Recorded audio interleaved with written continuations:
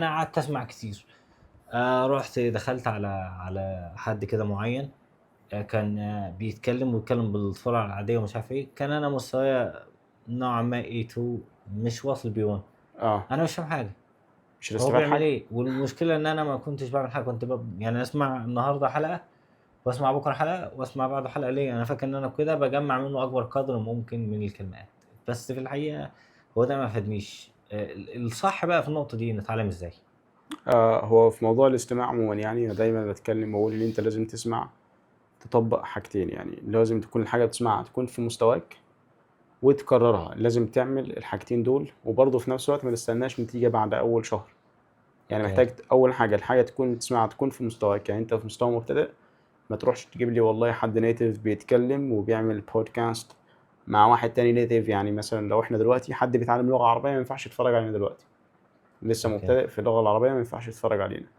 آآ، فبالتالي أنت ما ينفعش تروح تجيب podcast ل2 natives بيتكلموا مع بعض في الوقت الحالي، الموضوع بالنسبة لك هيكون مرهق ومش هيفيدك خالص، هتطلع بكلمات كتير لكن مش هتعرف تستخدم أي كلمة منهم، فأنت محتاج تلاقي مصدر يكون في مستواك، سواء أنت A1 A2 أو أي حاجة تانية، مصدر يكون في مستواك، فلمّا تلاقي مصدر في مستواك إن شاء الله هتعرف يعني ده هيفيدك. لازم إمم. تكون فاهم يعني بنسبة يعني تقدر تقول من 50 ل90%. لو فاهم أكتر من 50% يكون المصدر ده هيكون مناسب ليك إن شاء الله. أوكي. لو فاهم أكتر من 90% يعني أنا بارجّح وقتها تشوف حاجة أعلى شوية. أوكي. الحاجة التانية طبعًا هو إنك تطبّق فكرة التكرار والتعلُّم العميق. ها. يعني لو سمعت الpodcast النهارده محتاج تسمعه تاني بُكرة، تاني بعده، وبعده وهكذا، يعني فأنا شايف إن أنت الpodcast الواحد أو الفيديو الواحد اللي أنت شايفه ربع ساعة ده، الربع ساعة ديّة ممكن يكون فيها فعلًا ما يقارب أكتر من 300، 400 كلمة، أوكي. وكلمات هتكون مستخدمة، فأنت كل اللي أنت محتاج تعمله هو إن أنت تكرر الpodcast الصغير ده أو الفيديو الصغير ده لمدة أسبوع على الأقل، فلو أكتر طبعًا ده هيفيدك مش هيضرك، أكتر هيفيدك. أوكي. بعد ما تكرره أسبوع وقتها بقى أنت هتحس خلاص أنت فاهم كل حاجة فيه، وطبعًا هتكرره بtechniques مختلفة، يعني مش هتبدأ تكرر كده اللي هو كل مرّة تسمع نفس البتاع وأنت قاعد كده وخلاص، لأ أنت هتبدأ كل مرّة تكرر بtechniques مختلفة. بمعنى يعني والله أنت أول يوم هتكرر عشان إنك بس تفهم المعنى بتاع الpodcast عامل إزاي. أوكي. تاني مرّة هتبدأ تكرر عشان يعني ده مش يعني بالمناسبة يعني إحنا بنتكلم بنقول technique مش مرّة، يعني اللي هو المرّة الأولى أنت هتسمع عشان تفهم المعنى، ممكن المرّة الأولى دي تاخد منك مرّة استماع، مرّتين، 3، 4، 5 عشان تفهم المعنى بس. يعني هي مش عدد، هي الفكرة إن أنا آخُد وقتي في إن أنا أفهم المعنى كامل هي الأول. مرحلة تقدر تقول مرحلة، المرحلة الأولى هي تمام. مرحلة تفهم الpodcast أوكي. بيتكلم عن إيه، تاني مرحلة هو إن أنت تطلّع الكلمات منه، تشوف الكلمات ديّة والله هنا قال الكلمة ديّة والكلمة ديّة معناها كذا والجملة بتاعتها كذا، فتكتبها في notebook عندك. أوكي. وكلمة تانية وتالتة ورابعة وخامسة وهكذا، تكتب كل طبعًا مش الكلمة المنفردة طبعًا، تكتب الجمل، إن شاء الله ممكن نتكلم عن النقطة دي تحديدًا برضه، فأنت تمام. تكتب الجمل مش كلمات منفردة. بعد كده المرحلة التالتة بقى دلوقتي هو إن أنت تسمع عشان تشوف نطق الكلمات منفردة، أوكي. يعني الكلمات الجديدة بقى اللي أنت عملتها ديّة اللي أنت طلّعتها، أكيد مش هتكون بتعرف تنطقها يعني صح؟ فبالتالي اللغة الإنجليزية إحنا مش بننطق كل حاجة مكتوبة، اللغة وهي دي الإنجليزية مشكلة اللغة، إن إحنا عندنا للأسف 26 حرف و44 صوت. بالضبط، ففي الأصوات جاية، وخصوصًا الأصوات الvowel sounds، هي دي اللي عندنا مشكلة فيها. يعني حتى والله الحاجات التانية برضه consonants. في ناس عندها مشاكل فيها برضه، فأنت محتاج في المرحلة التالتة دي تقضّي وقت مع إنك يعني اللي هو تعرف نطق الحاجات ديّة. أنت كده آآ بتتكلم إن أنا ممكن آخد أصلًا شهر في podcast واحد، مش هاقول لك أسبوع. لإن أسبوع يعني أنا لسه بابدأ podcasts وأنا مستواي مثلًا ضعيف. أنا ما باتكلمش في مستوى متوسط ولا متقدم، لإنها بتفرق على حسب أنت تسمعه. لو أنت أها، مستواك متوسط وبتسمع حاجة أنت فاهمها، فده بياخد وقت أقل. لو مستوى متوسط وبابدأ أسمع حاجة أعلى شوية، برضه بياخد مني وقت أطول. فده بالضبط. كله يعني بيتوقف، أو حاجة إيه، تتوقف على إن مستواي إيه وباسمع لإيه بالضبط. يعني كان فيه الفكرة كلّها أنت يعني ما ينفعش تستعجل خالص في موضوع اللغة يعني، هي رحلة ورحلة طويلة ومش هتنتهي يعني طول ما أنت عايش يعني. فكان في كده بودكاست لاي جي هوج. البودكاست ده كان مدته تقريبا يعني بتاع ساعة وتلت. اوكي. البودكاست ده يعني عدد الكلمات اللي اتقالت فيه، الكلمات اللي طلعت من اي جي هوج في البودكاست ده كانوا ما يقارب 13,000 كلمة. يعني انا لو متخيل؟ عرفت البودكاست ده اصلا هعرف اتعامل في نواحي كتيره في يعني الانجليش. هم طبعا 13,000 كلمة مكررين، يعني مثلا ماشي، ما انا بكرر لك الكلام. يعني احنا بنتكلم عربي دلوقتي، مش كل مره بستخدم كلمه جديده. بالظبط. ودي حاجه عايز اتكلم عليها، اللي هي في انت ذكرت التعليم اللي هو الديب ليرنينج. فانا في حته في الديب ليرنينج اللي عايز اتكلم فيها ايه، ان انا دلوقتي انا مستوى مبتدئ وعايز احفظ كلمات. انا دلوقتي حفظت كلمات، بكره اجي احفظ كلمات جديده مالهاش علاقه بالقديمه، وانا بستخدمش الكلمات دي، فبالتالي الكلمات دي بتتمسح اصلا من عندي. بالظبط انما انا يعني. ممكن اخد الكلمه واعرف مشتقاتها، يعني الكلمه لوحدها معانيها كلها ايه. لو حذفت لها preposition او حرف جر هيبقى معناها ايه، لو اضفت لها كلمه تانية بتروح لمعنى ثالث خالص. فاحنا مثلا لو هو ان انا بتعلم، دي بيسموها الطريقه الافقيه مش الرأسيه، ان انا باخد الكلمه واشوف مشتقاتها ايه وجميع معانيها. يعني كده انا ممكن اعمل من الكلمه الواحده موضوع معين. والله انا بصراحة مش مع الطريقة دي، يعني لان انا شايف مثلا ان انت بالطريقة اللي انت بتعملها ديتي يعني مش هتخلص، وهتفتح على نفسك كده فتحة كبيرة قوي، هتتعرض كده لبحر اللغة وانت مش عارف اي حاجة، فبالتالي ممكن تحبط. اوكي.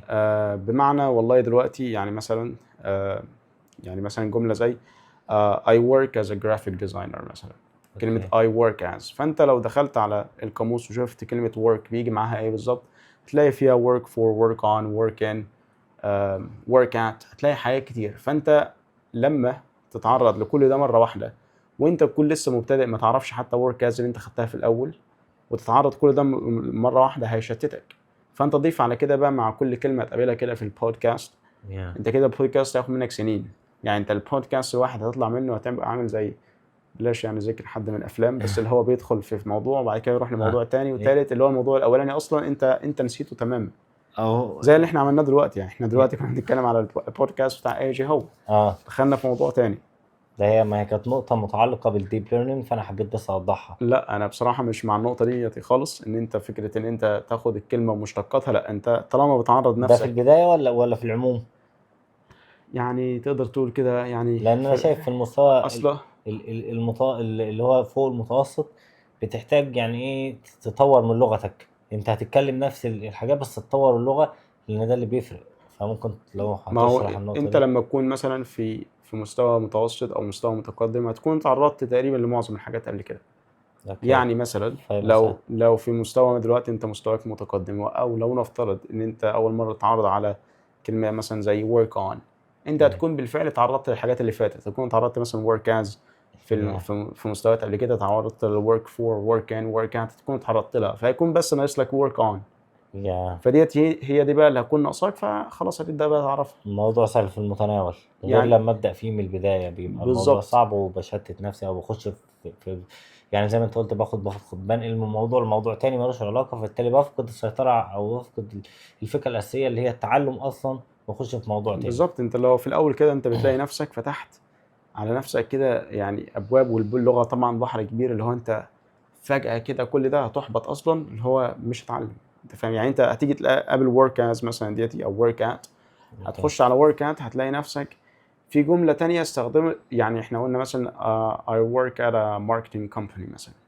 يعني تمام. هتخش كلمة ماركتنج دي مش عارف معناها، تدخل على معنى، تدخل تجيب بقى جملة، تلاقي الجملة دي اتقالت فيها كلمة تانية مش عارف معناها، تخش دوامة اللي هو انت اصلا كنت شغال على كلمة ورك، اللي هو انت كنت شغال في بودكاست في الاولاني خالص. اه فانت سبت تمام. البودكاست والورك ودخلت في مشتقاتها فبالتالي التعلم فقد قيمته زي ما بيقولوا. بالظبط، يعني انت بتشتت نفسك، فطبعا يعني طالما انت بتعرض نفسك لمصدر طبيعي للغة، سواء اذا كان بودكاست بتقرأ او غيره او اي حاجة عموما يعني مفيدة في رحلتك لتعلم اللغة، انت كده كده هتتعرض على كل حاجة، ما تقلقش يعني من النقطة ديتي. هو انا مش قلقان من النقطه دي، انا قلقان ان انا بحبط بسرعه. يعني انا دلوقتي ببدا، انت بتقول المفروض ما تنتظرش نتيجه، ممكن شهر واتنين في البدايه. طبعا. طب انا راجل بحب استعجل النتائج جدا، فدي مشكله عندي. يبقى ما تتعلمش. طب ما انا عايز اتعلم برضه، يعني ما ما هو انت كده يعني دخلتني في. ما هو انت لازم تصبر، يعني هو ما فيش حل تاني. يعني هو في برضه كذا حد اللي هو يكلمني انا ليا كذا كذا. ليك قد ايه؟ والله ليا سنه. طيب السنه ديت ذاكرت فيها قد ايه بالظبط؟ او هتلاقيه مستواك قبلها ومستواك بعدها مثلا، او يعني الكلمات قبلها والكلمات بعدها، مش هنقول مستوى. بعيدا عن دي كلها، بس الفكره ان هو في السنه دي كلها مثلا هتلاقيه بدأ اول اسبوع وبعد كده رايح شهر وبعد اه، كده رايح شهرين وبعد كده مثلا التعليم انتظم شهر. المتقطع اللي هو اصلا ما بيفيدش. مش بيفيد. يعني انت بترجع لورا مش بتطلع قدام اصلا، يا ريتك بتفضل حتى مكانك، انت يعني بترجع لورا. بالعكس هو بيضيف عنده تجارب اللي هي بتخليه كده اللي هو ايه، اللغه مش ليا. يعني التجارب ديت هي اللي الحاجه اللي بتفضل في دماغه دلوقتي. اللغه دي مش ليا لان انا حاولت كتير وليا سنه بحاول ومش عارف وكل ده. يعني فنرجع تاني بقى معلش للبودكاست اللي هو بتاع اي جي هوك ده، اللي هو كان تمام. فيه 13000 كلمه. اوكي. الكلمات اللي مش مستخدمه تقريبا يعني 1300 او 1200 كلمه. انت متخيل 1200 كلمه موجودين في بودكاست مش مكررين؟ يعني لو نفترض ان هم 1000، ده رقم كبير جدا. يعني انت محتاج يعني تقريبا 4000 كلمة عشان تعرف تتعامل في معظم الحاجات. يعني ما تقريبا. تبقاش سبيسيفيك، يعني انا مش هتكلم في حاجة سبيسيفيك، انا هتكلم في العموم، في الجنرال، في الحالة اليومية. تقريبا ده اللي انت محتاجه يعني. بس ده بقى فبيعتبر بودكاست واحد جمع لك ربع كلمات المنهج، بالإضافة إلى الأزمنة بقى اللي استخدمها والحاجات التانية. بالظبط. فأنت يعتبر بودكاست واحد هيلم لك مثلا ما يقارب ال 40 50%. والله يعني هو دي فعلا الحقيقة اللي الناس يعني بتستعجل، وإنها مثلا عاوزة فاكرة نفسها إن هو كل ما تسمع أكتر كل ما تتطور أكتر كل ما لو يكون عندها يسمع حاجة أكتر. يسمع حاجات مختلفة، النهاردة أسمع ايجي هوك، بكرة أسمع بتاع ذا انجلش ان وان، بعد بكرة أسمع ريتشل والكلام ده كله، فبالتالي يعني بصراحة يعني الناس مستعجلة وأنا كنت مستعجل. يعني أنا يعني أكيد كده مريت برضو بكل ده. الفكرة الناس يعني كلنا بنستعجل النتائج للأسف، ودي حاجة طبعا ما ينفعش في موضوع اللغة خالص يعني. ماشي. ما انا بمل من التكرار، يعني انا، ما انت بتقول لي اسمع البودكاست ده، مش عارف، ما انا سمعتك، فانا مع التكرار ببتدي بعد كده المفروض ان انا اركز، يعني كل ما اروح اركز اكتر عشان احصل اكتر. لا، انا كل ما بروح بفقد السيطرة على التركيز، فبالتالي بسمعه كده كأنها تون، حاجة شغالة جنبي في الخلفية. والله يعني في ناس اتعلمت بالطرق التقليدية بتاع زمان، في ناس كده فعلا. يعني أنا دايما برضو بتكلم إن كل واحد ليه قصته مع اللغة الإنجليزية. اوكي. يعني في ناس في طرق كتير مختلفة. لو الطريقة دي مش نافعة معاك جرب جرب طريقة تانية. بس يعني غالبا ما يعني لو جرب اسأل كده أي حد نيتيف أو أي حد قصدي انا مش عايز فلوينت. اسال، هي الفكره اصلا ان هي الطريقه دي انا مقتنع، يعني مش عايز اقول مليون في الميه ان هي صح، لان حلو. انا بسمع، فانا بسمع وبحاول اقلد ومش عارف ايه، عشان فبعد كده واحده واحده بلاقي نفسي جبت التون وبدات اتكلم وكده. انما انا الطريقه التقليديه ما انا بتعلم بيها كام سنه في المدرسه، كام سنه عملت ايه انا لما اجي اتكلم دلوقتي، وانا اصلا في القواعد جامد جدا، في القواعد كتابه، اجي اتكلم دلوقتي قواعد بتروح مني، مم. وابص الاقي نفسي دخلت الازمنه في بعضيها. ليه؟ مع الطريقه التقليديه ما كانتش معتمده في الاساس على ان انا اتكلم، هي معتمده على ان انا اكتب، ما فيش حتى قرايه، يعني قرايه لا وكلام لا ومش بتسمع. يبقى بتعمل لك ايه؟ تعلمك حاجه واحده، ان هي تعرف تكتب صح، اكتب اللي هي الكتابه العاديه، مش كتابه اكاديميه ولا كتابه نوفلز ولا ان هو اه انا اكتب جمله اصححها، اكتب موضوع 3 4 سطور والكلام ده كله. ولو تلاحظ برضو لما انت مثلا حد من لسه متخرج وما ما تعرضش لاي حاجه انجليش، بخلاف اللي في المدرسه، قول له اكتب مثلا في الايلت 900 كلمه في اختبار الايلت، مثلا مش عارف كام، 900 ولا كام، لا 900 كتير أوي، ما أظن مش عارف 90، بصراحة. ما اعرفش، المهم انه كرقم. انا قعدت اكتبه ما عرفتش اجمع، كنت بعدهم بالكلمه عشان خاطر يخلصوا، مش عايزين يخلص. كان في اختبار كده ما اعرفش كان تبع ايه، مش اختبار يعني، اختبارات اللي هي الاختبارات المهمه بتاع اه الحاجات بس فهي الفكره ان الطريقه الفعاله اللي هي اللي انت ذكرتها، اللي هي الاستماع، وتبدا تتكلم، وبعد كده تبدا ايه، تنمي مهاراتك، يعني ايه، بالتدريج. معلش نكمل بس الحتة الأولانية اللي احنا قلنا. أول مرحلة إن هو إن أنت تفهم معنى البودكاست. اوكي. تاني مرحلة إنك تطلع منه الكلمات. تالت مرحلة إنك تسمع لنطق الكلمات، تركز مع نطق الكلمات الجديدة اللي أنت مش عارفها. تمام. رابع مرحلة بقى إن أنت مثلا تشوف الجملة كلها بتتقال إزاي، مش اوكي. الكلمة منفردة. لأن إحنا يعني يعني بنعرف، كل الناس تقريبا بتعرف، مش كل الناس يعني معظم الناس بتعرف تنطق كلمات منفردة صح. منفردة. لكن تيجي تقرأ جملة على بعضها بتظهر هنا مشاكل طبعا المشاكل في ايه في بالظبط؟ فلونسي ولا في انك تبقى زي النيتيف سبيكر؟ يعني اللي هو مثلا إيه، اللي هو مثلا بدل ما تقول I work on a project بتقول I work on a project يا اللي هو ولا يعني يبقى project. عندك نوع من الفلونسي، بس اصلا التون بتاع النيتيف سبيكر مش عندك، لان في حاجه زي اللينكد ساوندز والكلام ده كله مش موجود عندك. بالظبط. يعني اللي هي انت بتقعد تفصل او بتقعد تقول كل كلمه كده اللي هو وكانها ديتي الكلمه ديتي قائمه بذاتها. طبعا ده مش موجود في اللغه، مفيش حاجه اسمها كلمه واحده نعم. تعمل جمله، او مفيش حد مثلا بيقول I work on a project، محدش بيقول كده. فهي بتتقال كلها على بعضها I work on a project. يا ده الطبيعي، وده اللي انت المفروض تتكلم بيه. فعشان كده انت المفروض تركز بقى في المرحله ديت على حاجه زي كده، لو انت نطق الجمله كامله، وبعد كده بقى النطق اللي هو ايه، يعني التون بتاعه النيتيف نفسه. اوكي. في حاجه اسمها صوت اللغه، صوت اللغه العربيه يعني، وصوت اللغه الانجليزيه. يعني في ناس بقى بتعرف تنطق الجمله كويسه وبتاع، بس تحس صوتها عربي بيتكلم. تمام. احنا زي يعني زي الهنود، اي حد يعني هندي تعرفه. يعني الانديان اكسنت غالبة على الانجليش اكسنت، فبالتالي بتلاقي يعني هي الحاجات دي كلها طبعا محتاجه مراحل. يعني موضوع الهنود، يعني انا ما بصراحه اتكلمت مع هنود كتير جدا، يعني سواء اذا كان في الشغل او كان كده اونلاين يعني. ممكن ما قابلتش غير واحد او اتنين مثلا هم اللي كان الانجليش بتاعهم كويس. بس بصراحه ما سالتهمش يعني، لان هو كان موضوع شغل يعني، فما كانش ينفع ان انا اساله عملت ايه في الانجليش بتاعك ولا غيره ولا الكلام ده. طب ابدا اعمل شادوينج امتى مثلا؟ شادوينج بقى ده اخر مرحله خالص، بعد ما تقضي مع البودكاست الفتره دي كلها، سواء بقى اسبوع 2 3. الشادوينج بقى اخر حاجه، لان انت ما ينفعش تعمل شادوينج برضو مع فيديو اول مره تشوفه، مش هتعرف تنطق صح. هتلاقي نفسك، لا انت لما تعمل شادوينج بعد المراحل دي كلها تبقى عارف البازز، هو واقف فين بالظبط، كمل فين، على صوته فين بالظبط. فبالتالي تبقى يعتبر كده يعني حافظ البودكاست، عارف كل صغيره وكبيره فيه. فانت يعني بعد لما تعمل شادوينج على حاجه زي كده، الموضوع طبعا هيكون اسهل بقى بكتير يعني.